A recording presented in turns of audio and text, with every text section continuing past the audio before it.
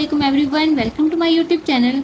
आज का जो हमारा टॉपिक हम डिस्कस करेंगे वो है respiratory chain, electron transport chain जो है वो। तो देख लेते हैं हम इसके अंदर क्या क्या डिस्कस करेंगे। सबसे पहले देखते हैं इसकी थ्योरी। NADH2 जो है हमारे पास जो बना था क्रेब्स साइकिल में। NADH2 is produced in Krebs cycle from NAD positive. NADH2 को हमने किससे बनाया था? NAD पॉजिटिव से। किसके अंदर? कौन से प्रोसेस के अंदर? क्रेब्स साइकिल के अंदर। And then NADH2 then transfer of hydrogen atom to respiratory chain। अब NADH2 जो है वो हाइड्रोजन एटम को ट्रांसफर कर देता है रेस्पिरेटरी चेन के अंदर, where electron is transported in a series of oxidation and reduction steps. अब वहाँ पे जो इलेक्ट्रॉन होता है वो ट्रांसपोर्ट करता है कौन सी सीरीज में?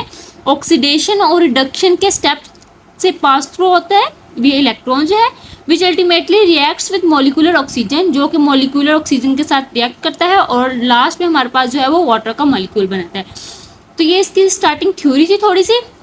अब देखें NADH2 जो है हमारे पास जो बना था क्रेब्स साइकिल के अंदर, अब उसमें से हम लोग क्या लेंगे? टू हाइड्रोजन लेंगे उसमें से। अब वो जो 2 हाइड्रोजन होगी इसमें से हम 2 इलेक्ट्रॉन जो है वो अलग कर लेंगे और 2 हाइड्रोजन एटम यानी कि प्रोटॉन जो हैं वो अलग कर लेंगे। अब ये जो 2 इलेक्ट्रॉन है ये इलेक्ट्रॉन ट्रांसपोर्ट चेन के ऊपर मूव करेगा, ये मूव करेगा इलेक्ट्रॉन ट्रांसपोर्ट चेन के अंदर। ये जो 2 हाइड्रोजन एटम या प्रोटॉन है इसको हम निकाल देंगे बाहर। And the next one is components of respiratory chain, यानी कि कौन कौन से कंपोनेंट जो है वो रिक्वायर होंगे रेस्पिरेटरी चेन के अंदर हमारे पास। सबसे पहले हमारे पास है कोएंजाइम क्यू रिक्वायर होगा। साइटोक्रोम्स B, C, A और A3, ये साइटोक्रोम्स की नेम है जो हमारे पास जो है वो रेस्पिरेटरी चेन के कंपोनेंट है। और लास्ट में हमारे पास है मॉलिक्यूलर ऑक्सीजन। ये कंपोनेंट्स है हमारे रेस्पिरेटरी चेन के, जो कि रेस्पिरेटरी चेन को चलाने में हेल्प करेंगे। अब जैसा कि हमें पता है कि हमने इलेक्ट्रॉन ट्रांसपोर्ट चेन के अंदर जो है वो साइटोक्रोम्स यूज करने हैं। अब ये साइटोक्रोम्स एंजाइम बेसिकली है क्या, उसको देखते हैं। ये क्या है? इलेक्ट्रॉन ट्रांसपोर्टिंग सब्सटेंस हैं। ये इलेक्ट्रॉन को ट्रांसपोर्ट करते हैं। ये सब्सटेंस जो साइटोक्रोम्स एंजाइम होते हैं वो इलेक्ट्रॉन को ट्रांसपोर्ट करते हैं। विच कंटेन्स हीम ग्रुप, जो कि हीम ग्रुप कंटेन करते हैं। That related to prosthetic group, जो कि प्रोस्थेटिक ग्रुप के साथ रिलेट करते हैं। They valency change due to electron. अब इनकी वैलेंसी जो है वो इलेक्ट्रॉन की वजह से चेंज हो जाती है। जैसा कि हम किसकी बात कर रहे हैं? Iron atom, for example iron atom. तो ये थे हमारे पास साइटोक्रोम एंजाइम के हमें पता होना चाहिए कि जो साइटोक्रोम हम इसके अंदर यूज़ कर रहे हैं वो बेसिकली है क्या। तो वो है इलेक्ट्रॉन ट्रांसपोर्टिंग सब्सटेंस। अब देखिए यहाँ पे हम लोग देख लेते हैं कि ये चेन है इलेक्ट्रॉन ट्रांसपोर्ट चेन। ये इसको देखेंगे हम डिटेल से। ये देखिए यहाँ पे हमारे पास ये लो एनर्जी से हाई एनर्जी की तरफ है, ये रिलीज एनर्जी लेवल। तो देख लेते हैं NADH2 जो है वो कन्वर्ट हो जाएगा NAD पॉजिटिव में, यानी कि डिहाइड्रोजनेशन होगी। हाइड्रोजन जो है यहाँ से रिमूव हो जाएगा, हाइड्रोजन रिमूव होगा। हाइड्रोजन से हम लोग जो है वो 2 इलेक्ट्रॉन जो है वो अलग कर लेंगे और ये 2 प्रोटॉन जो है ये हम अलग कर लेंगे, बिल्कुल सेपरेट इसको रिमूव कर देंगे। और ये जो 2 इलेक्ट्रॉन है हमारे पास यहाँ पे ये जो है वो और ये चेन के अंदर मूव करेंगे, सारे स्टेप्स के अंदर ये चेन के ऊपर मूव करेंगे। और यहाँ पे हमारे पास जो है वो ADP है, वो फॉस्फेट ग्रुप के साथ मिलके ATP बना देगी। पहला ATP का मॉलिक्यूल हमारे पास यहाँ पे बनेगा। अब ये जो कोएंजाइम Q है, अब ये 2 इलेक्ट्रॉन जो है इसने ऑक्सीडेशन रिडक्शन प्रोसेस के अंदर इस चेन के जरिए जो है वो गुजरना है और ATP के मॉलिक्यूल्स बनाने हैं NADH2 के जरिए। तो सबसे पहले हमारे पास है कोएंजाइम Q। पहले यहाँ पे ये इलेक्ट्रॉन जो है वो कोएंजाइम Q के पास आएगा। कोएंजाइम Q जो है वो रिड्यूस हो जाएगा और जब कोएंजाइम Q से नेक्स्ट साइटोक्रोम B की तरफ आएगा तो कोएंजाइम Q जो है वो ऑक्सीडाइज हो जाएगा और साइटोक्रोम B जो है वो रिड्यूस हो जाएगा। अब जब साइटोक्रोम B से साइटोक्रोम C की तरफ जाएगा तो साइटोक्रोम B जो है वो ऑक्सीडाइज हो जाएगा और साइटोक्रोम C जो है वो रिड्यूस हो जाएगा। अब जब साइटोक्रोम C से साइटोक्रोम A की तरफ जाएगा तो साइटोक्रोम C जो है वो ऑक्सीडाइज हो जाएगा, जबकि साइटोक्रोम A जो है वो रिड्यूस हो जाएगा।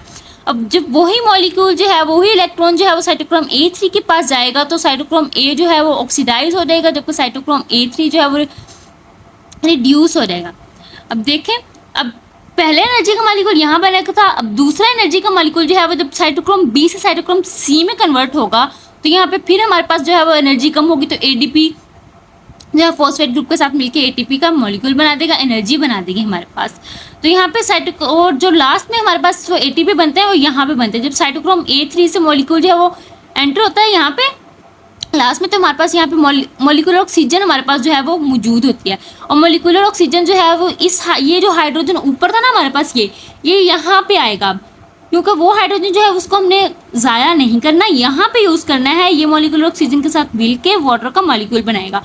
और जो एक तीसरी वाली एटीपी होगी, तीसरी वाली एनर्जी होगी, जो तीसरा एटीपी का मॉलिक्यूल बनेगा वो यहीं पे बनेगा जब एटीपी फॉस्फेट ग्रुप के साथ मिलेगी और एटीपी का मॉलिक्यूल बनाएगी। तो ये थी हमारे पास electron transport chain. I hope so आप लोगों को समझ आई होगी। अब नेक्स्ट जो है वो इसके स्टेप्स देखते हैं कि ये जो है वो कैसे मूव करता है। अब नेक्स्ट है इसके स्टेप्स। सबसे पहला स्टेप हम देख लेते हैं, NADH2 is oxidized by coenzyme Q। अब NADH2 जो है वो कोएंजाइम Q के जरिए ऑक्सीडाइज होगा, then produce enough energy for the synthesis of ATP. और एनर्जी और सिंथेसिस ऑफ एटीपी के लिए इनफ एनर्जी जो है वो प्रोड्यूस करेगा बाय ऑक्सीडेशन प्रोसेस। कौन से प्रोसेस के जरिए? By oxidation process. अब सेकंड स्टेप में क्या होगा कि coenzyme Q is oxidized by cytochrome B। अब कोएंजाइम Q जो है वो ऑक्सीडाइज हो जाएगा किसके जरिए? साइटोक्रोम B के जरिए, क्योंकि जो इलेक्ट्रॉन का मॉलिक्यूल है वो Q से B की तरफ मूव करेगा। अब थर्ड स्टेप में है cytochrome B is oxidize. Cytochrome B जो है वो ऑक्सीडाइज हो जाएगा by cytochrome C। Then again produce enough energy for the synthesis of ATP. फिर से एनर्जी सिंथेसिस ऑफ एटीपी के लिए इनफ एनर्जी जो है वो प्रोड्यूस करेगा बाय ऑक्सीडेशन प्रोसेस। और cytochrome C is oxidized by cytochrome A and A3, then again produce enough energy। और दोबारा से जो है वो एटीपी का मॉलिक्यूल बनेगा, इनफ एनर्जी जो है वो प्रोवाइड करेगा when cytochrome A is oxidized by oxygen. जब साइटोक्रोम A जो है वो ऑक्सीजन के जरिए ऑक्सीडाइज होगा, एटम एंड इलेक्ट्रॉन, जब इलेक्ट्रॉन जो है वो arrive at bottom of respiratory chain, जब इलेक्ट्रॉन जो है वो बॉटम ऑफ रेस्पिरेटरी चेन पे पहुंचेगा। लास्ट स्टेप में क्या है?